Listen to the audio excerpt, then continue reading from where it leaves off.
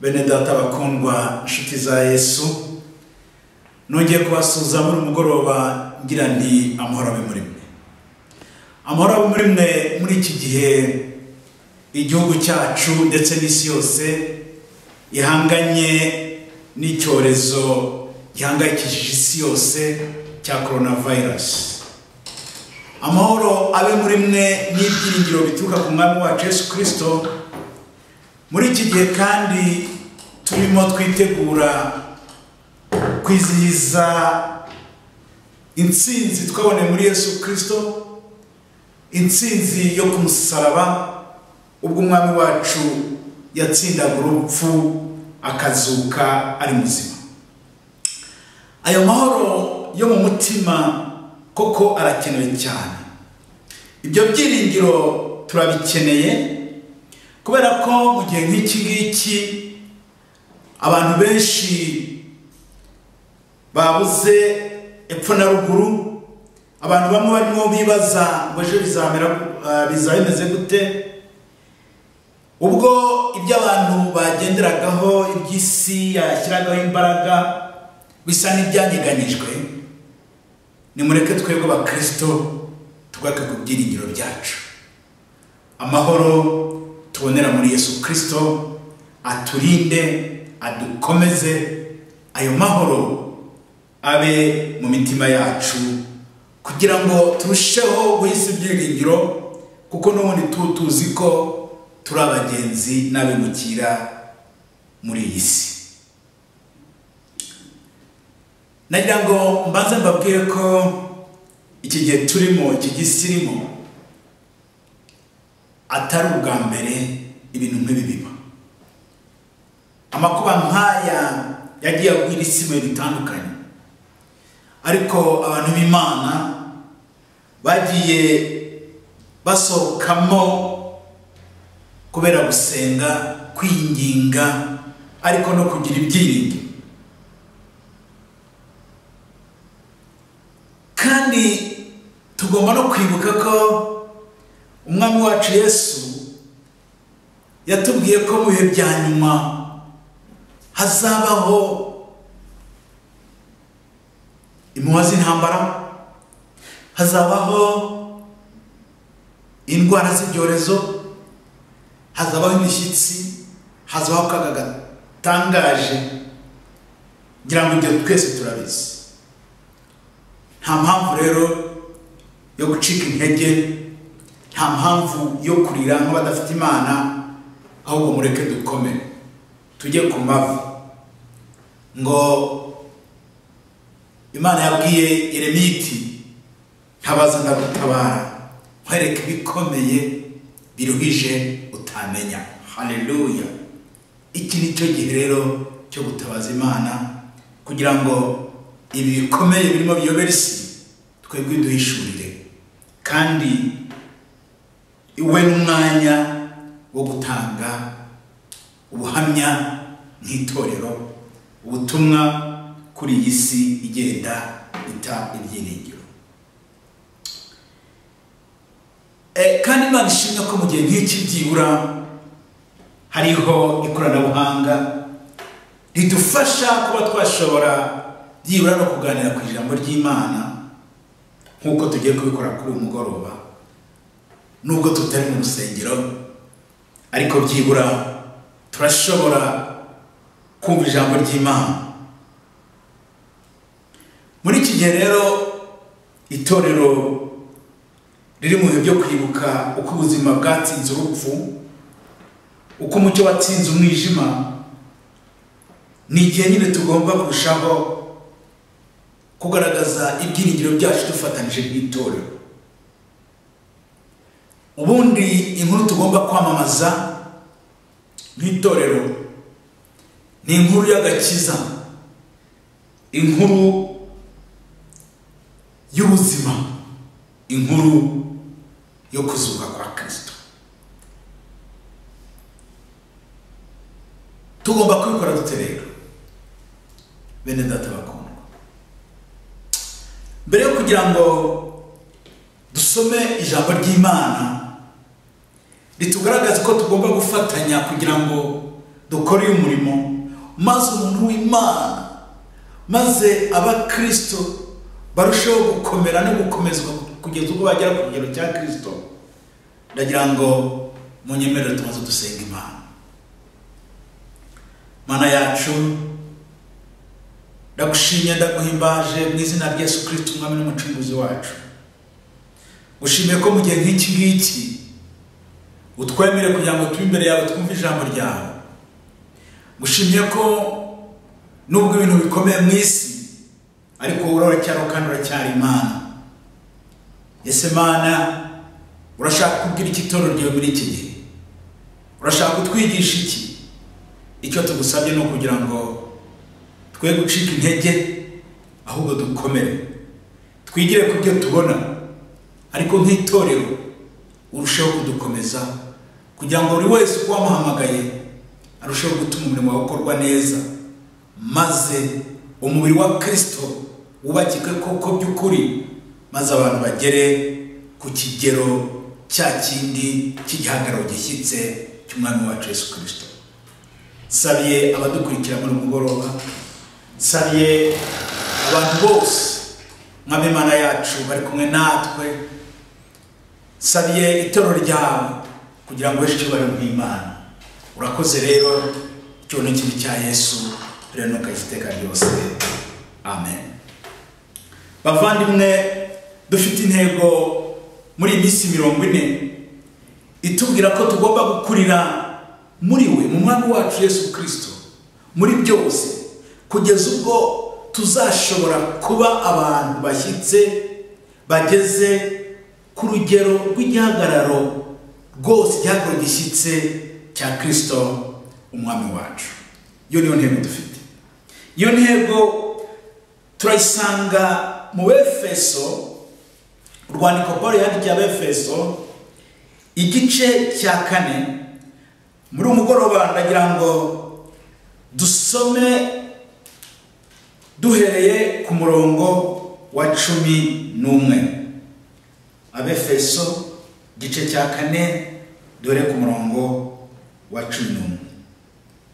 Nuko aha bamwe kuba intumwa ze, abandi kuba abahanuzi, n'abandi kuba ababwiriza ubutumwa bwiza, n'abandi kuba abungeri n'abigisha, kugira ngo abera batunganirizwe rwose gukora umurimo wo kugabura iby'Imana no gukomeza umubiri wa Kristo, kugeza ubwo twese tuzasohora kugira ubumwe bwo kwizera no kumenya umwana w'Imana, kandi kugeza ubwo tuzasohora kuba abantu bashyitse bageze ku rugero rushyitse rw'igihagararo cya Kristo, kugira ngo tudakomeza kuba abana duteraganwa n'umuraba, tujyanwa hirya no hino n'imiyaga yose y'imyigishirize n'uburiganya bw'abantu n'ubwenge bubi n'uburyo bwinshi bwo kutuyobya.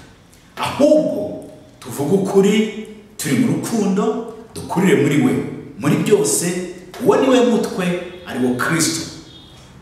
Kuri uwo niho umubiri wose uteranwa neza ugafatanwa, nuko ingingo zose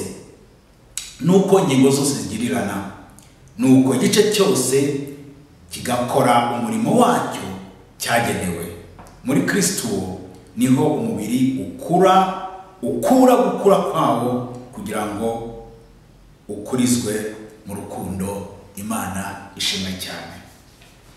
Bavandimwe, aya ni amagambo intumwa Pawulo yandikiye itorero ry'Abefeso.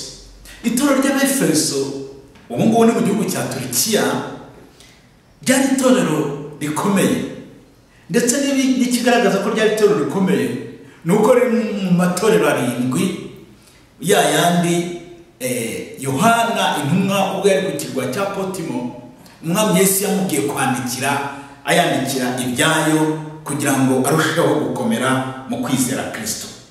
Ryari itorero rero ryarigizwe ahanini n'abanyamahanga. Iyo dusomye igice cya 2, Pawulo abwira abakristo bo mu Efeso ko bari abanyamahanga, ndetse bari kuri byasezeranijwe ko urebye batari batari bafite ububasha bwo kwegera ibyasezeranijwe kubera ko bari abanyamahanga, ariko ku bwa Kristo, igice cya 2 umurongo wa 1 wo muri urwo rwandiko, Pawulo arababwira ati ku bwa Kristo namwe yarabazuye abari bapfuye. Ku murongo wa 11 nibwo abereka ko bari abanyamahanga ku byizerwa. Biragaragara ko aba bantu Pawulo yandikiraga atari abantu bashya cyangwa abantu babwirizwaga bwa mbere, bari abakristo bari baramaze kumenya iby'ibanga ry'agakiza.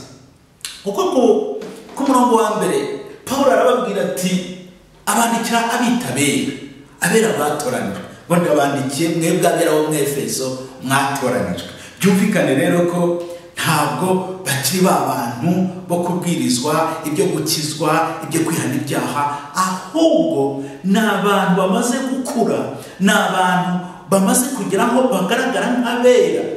Ndetse mu gice cya mbere iyo ukomeje mu mirongo ya 13 n'iya 14, ni abantu buzuye umwuka wera, kuko Pawulo avuga ko Kristo yabagizeho ikimenyetso cy'umwuka wera. Reka dusome amagambo ngo niwe namwe mwiringiye mumaze kumva ijambo ry'ukuri, ari ryo butumwa bwiza bw'agakiza kanyu, kandi mumaze kwizera niwe wabashyizeho ikimenyetso, ari cyo mwuka wera mwasezeranijwe, uwo twahawe ho ingwate yo kuzaragwa wa murage kugeza ubwo aho Imana yaruze izabacungura ubwiza bwayo bushimwe. Haleluya. Birumvikana ko aba bantu babwirwaga abakristo mu itorero ryo mu Efeso Pawulo yandikiraga ntabwo bari babandi basanzwe bo kubwirwa ubutumwa bwo gukizwa, bwo kwihana ibyaha. Ni abantu bamaze kugera ku kigero cyo kuzuza umwuka wera, ni abantu bamaze kugera ku kigero cyo kwitwa abera, ni abantu bavuye aho bari nk'abanyamahanga bakaba barinjiye mu bwiru bw'Imana. Ndetse iyo witegereje ibyo Pawulo abigisha usanga ari ibintu bikomeye bigendanye na doctrine ya Kristo. Ntabwo ari abantu bakibwirwa kwihana ubusambanyi, kwihana ubusinzi, kwihana amagambo. Ni abantu bageze ku gihe cyo gukura, arimo arabakuza rwose kugira ngo noneho batangire bakora umurimo w'Imana mu buryo butuma ureba itorero ry'Abefeso ahimbaza Imana, akavuga ati koko bariya bantu ni abera, akavuga ati koko bariya bantu bafite umwuka wera, koko bariya bantu bageze ku gihagararo, bariya bantu bari abanyamahanga kera, ubu koko ni ubwoko bw'Imana, Imana ishimwe.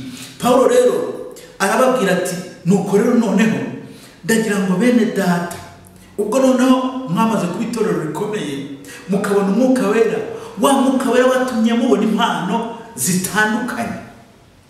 Nizo mpano rero ababwira tugeze mu gice cya 4 ku murongo wa 11. Arabwira ati no muri mwebwe niko bimeze, muri mwe harimo abo nk'uko itorero ryose ryari rimeze, harimo ababonye impano zitandukanye. Ariko muri rusange izi mpano Pawulo yerekana ni impano zagaragaga mu itorero rya mbere. Ahera rero ku intumwa zavuze ubutumwa, aramanuka agera ku bahanuzi, arakomeza agera ku bigisha, agera ku bungeri. Mbega muri rusange bose yewe avugamo n'ababwiriza butumwa. Urebye Pawulo yavuze gusa ibi bice 5: intumwa, abahanuzi, ababwiriza butumwa, abungeri n'abigisha. Umuntu ashobora gutekereza akavuga ati ariko se abona bari bagize itorero gusa. Iyo urebye usanga ibice Pawulo yavuze aha ngaha ari ibice bigaragara cyane mu mirimo y'ubuyobozi, ku buryo abandi bashaka kwibaza batari ko se abaririmbyi bari hehe, abadiyakoni bari mu bungeri, ariko se muri minsi yo mu matoro yacu turafite abacaca wedeni, turafite yewe n'ijambo aha ngaha n'ijambo umwepiskopi ntabwo arivugamo. Ariko mureke dusubire kuri aba bantu turebe aba yavuze n'impamvu yabavuze.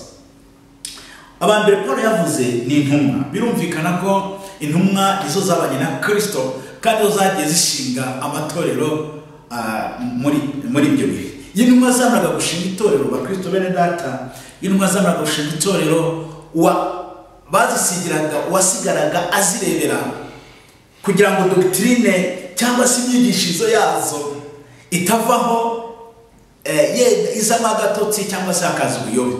Uwo rero niwe twise umwepiskopi. Episkoposi bivuga ugenzura, umugenzuzi. Burya muri rusange umwepiskopi yabaga mu mwanya w'intumwa ariko agenzura ko inyigisho z'ubuyobe zitinjira mu itorero, agenzura doctrine neza.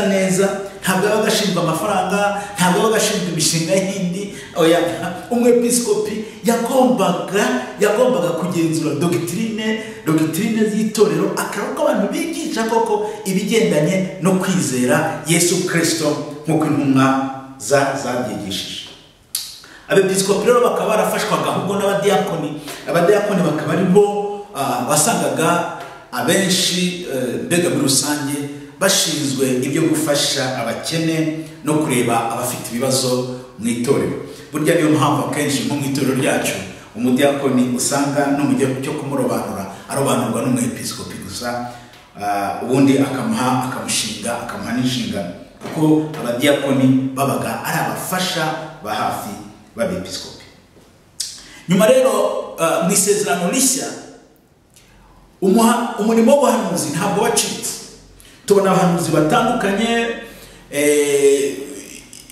Iyo witegereje nko mu gice cya 15 umurongo wa 22 mu gitabo cy'ibyakozwe n'intumwa 15 umurongo wa 22, Yuda na Silasi babitaga abahanuzi. Hari abandi bahanuzi Barinaba n'abandi tugenda tubona mu isezerano rishya.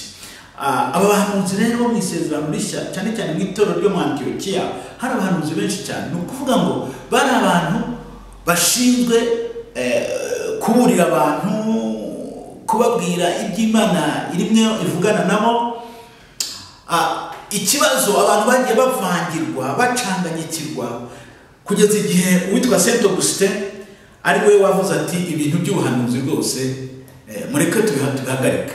Ngira ngo murabizi n'uyu munsi umuntu arahaguruka agahanura bitewe n'irari rye cyangwa se bitewe n'ibyo yumvise n'ibyo yagize gute, ugasanga abantu ibintu barabyitira ubuhanuzi. Nuko byagiye bigenda. Niyo mpamvu tubona ko uriya murimo w'ubuhanuzi utagiye ukomera cyane, ariko ntabwo abahanuzi bigeze bacika mu itorero. Abantu Imana ivugisha, abantu Imana ibwira kugira ngo bakomeze umurimo w'Imana, bakomeze ubwoko bwayo, ariko bagomba kuba koko ari abantu batumwe n'Imana.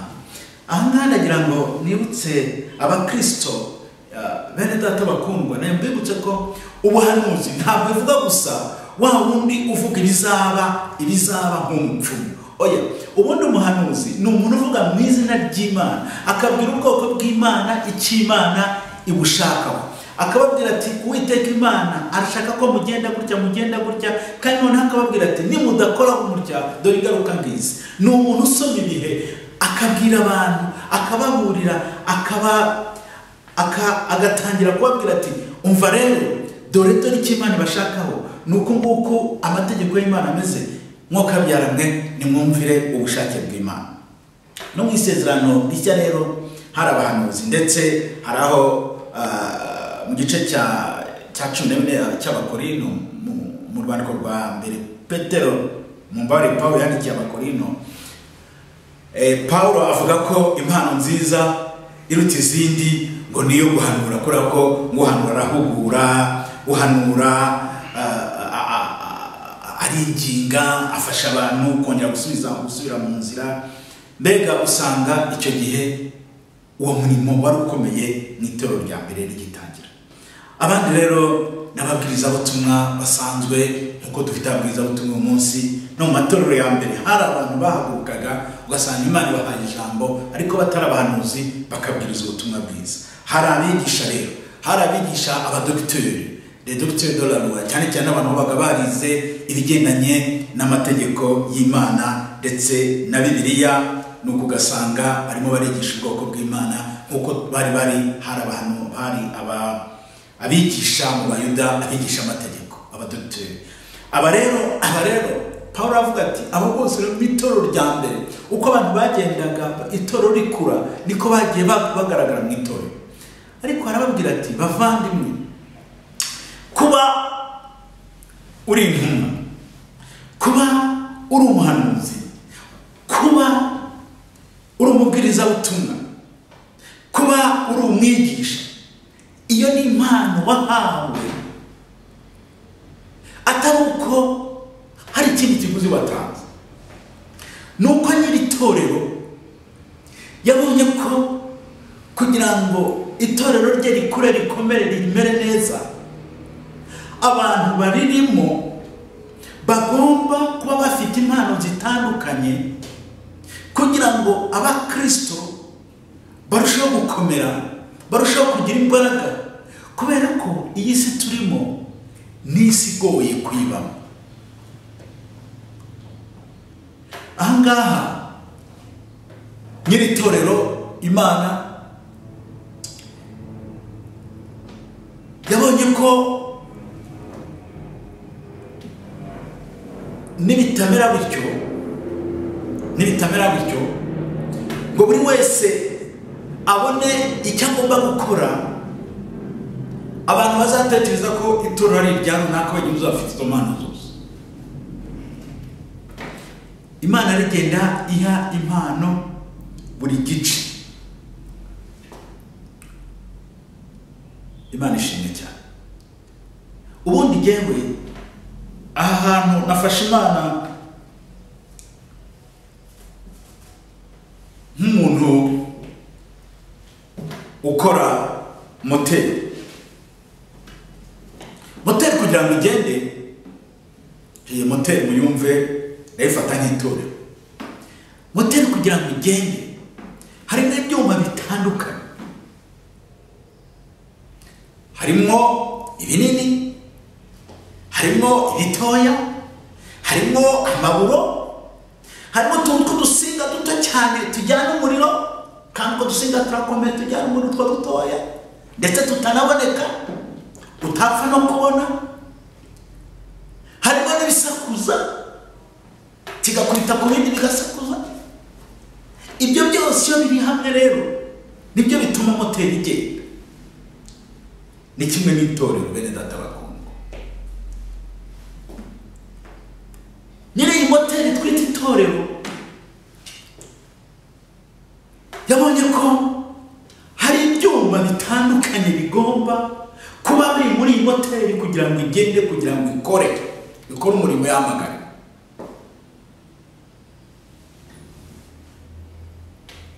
Jewe hari ibyo ashinzwe, hari n'ibyo ashoboye, kuko uwandemye ni uzi ubushobozi buri muri jewe. Wowe mwene data hari ibyo ushinzwe, urebye amateka yawe, urebye aho wakuriye, urebye uko umeze, urebye uko ugenda, urebye amashuri wize, urebye ubutunzi ufite, wirebye wese uwakuremye iyo akwitegereje hari aho akubona agomba kugutereka kugira ngo muri ya moteri ugire akamaro, kandi akamaro ugiye kugira gatandukanye n'akandi. Imana iguhe umugisha. Uriya nawe urebye amateka ye, muvandimwe, hari impano ufite. Uyu munsi ndashaka kuza kugarukira ahangaha. Hari impano ufite abantu bashobora banakubona muri iyi minsi bakabona wowe ntacyo umaze, cyangwa se bakabona wowe ntabwo uri ba bandi bakenewe. Ariko reka nkubwire ujyane iyi nkuru yo muri Yohana igice cya 6 uri ku murongo wa mbere. Ubwo Yesu 5 mutabariyemo abana n'abagore urebye bari nk'ibihumbi 15 kuko abantu bateraniye mu bintu nka biriya by'iyobokamana usanga abagore n'abana aribo benshi cyane cyane ko batari inama zatumiwe usanga abagore n'abana aribo benshi. Yesu rero imbere y'abantu ibyo bihumbi byose ngo arabitegereza ngo yumva areba iryo torero ryose iryo teraniro rimuri imbere ngo yumva akozwe ku mutima ngo arabaza ngo ariko abantu bangana gutya turabagenza gute turabashakira gute ibyo kurya. Nuko intumwa rero ngo baza Filipo ati tubigenze gute? Filipo ati wapi? Nuko ngo hari Andereya, Filipo biramuyobeye, Andereya mwene se wa Simoni Petero baravuga ati ariko rero ati mwana ati nabonye umwana w'umuhungu munyumvire. Abandi bantu bose babavuza amazina, bavuze Filipo, bavuze Andereya, ariko noneho nabonye umwana w'umuhungu.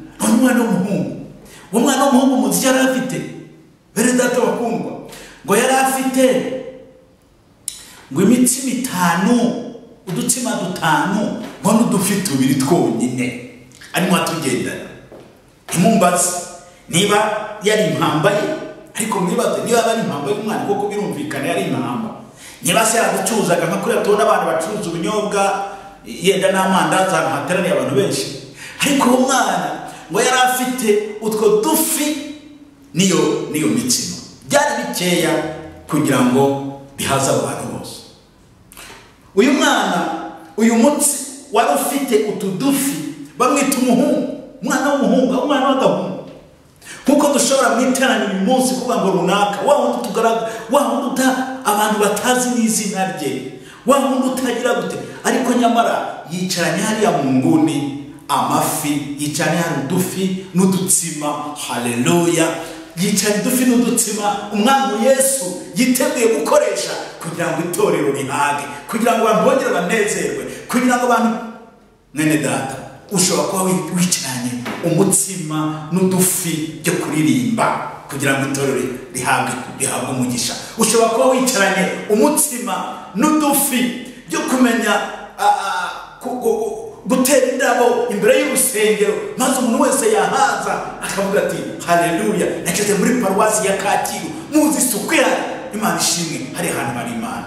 Ushobora kuba wicaranye udufi n'udutsima tw'amaturo, ugatanga amaturo neza n'ubu yaba ari makeya, udutsima n'udufi two gusenga no kwinginga mu bihe nk'ibi ngibi, maze abantu bakabona imigisha imanuka yongera imanuka. Bamwe bamenye nta myituka, nta n'ukuzi, witwa ngo wa mukobwa, witwa wa muhungu, ntabwo uri umwepiskopi, ntabwo uri umwigisha, nturi n'intumwa, iwe ntujya unahanura, yenda iwe ntibaguha n'umwanya wo kubwiriza, ariko hari udutsima n'udufi ufite wicaranye hariya. Imana ishimwe, Imana iguha umugisha.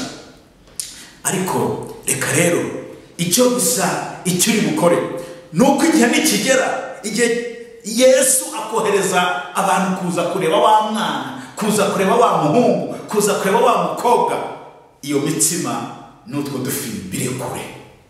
Haleluya!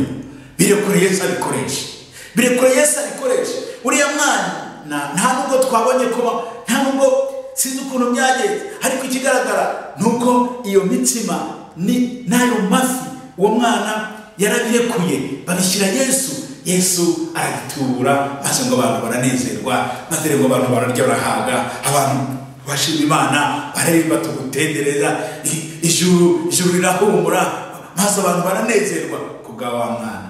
N'uyu munsi izina rye ntiturarimenya, ariko Imana iramuzi. Imana ishimwe cyane. Mwene data rero nagira ngo nkubwire ngo muri umugoroba nawe ufite uruhare rwawe kugira ngo ituro ry'Imana rikure, ituro ry'Imana rizamuke, kugira ngo abantu bazamuke bamenye Imana, bayikunde, bayikorere, bagere ku gihagararo cya Kristo. Kugira ku gihagararo cya Kristo mwene data nukumenya umuhamagaro wacu nk'abakristo, nukumenya ko turi abana b'Imana, nukumenya ko turi abagenzi muri iyi si iwacu akaba ari mu ijuru, nukumenya ko dufite kamere y'Imana muri twebwe, kuko ngo bamwizeye bose yabahaye ubushobozi bwo kuba abana b'Imana. Uyu mugoroba rero ndagira ngo umenye ko hari impano Imana yaguhaye muri umubiri wa Kristo, ari byo torero rye. Izo mpano umaze koresha gute? Ntabwo dukwiye kugiranira amashyari runaka yosheje akora ibi, runaka akora ibi, runaka akora ibi. Ahubwo turagomba guhaguruka buri wese akumva ko afite impano ye. Impano Imana irimo kuguha cyangwa yaguhaye, yikoreshe neza. Yikoreshe neza kugira ngo buri wese afashwe. Yikoreshe neza kugira ngo itoro ry'Imana rikomere, rikure. Kandi ushobora kuba utamenyekana, ushobora kuba izina ry'abantu batanarizi, ariko kuva gusa uza mu itorero, ukaza mu iteraniro, shaka umye ikimana yagushyizemo ishobora gukoresha kugira ngo izina ryo rihabwe icyubahiro, kugira ngo abantu bavuge bati hari ahantu hari Imana. Icyubahiro ni kiri cy'Imana, icyubahiro ni kibaye cya Yesu Kristo, kandi umwuka wera nabakomeze abongerere kugira ngo muri ibi bihe turusheho kugaragaza ko turi abana b'Imana, dufite ibyiringiro by'ijuru none n'iteka ryose mu izina rya Yesu. Amen.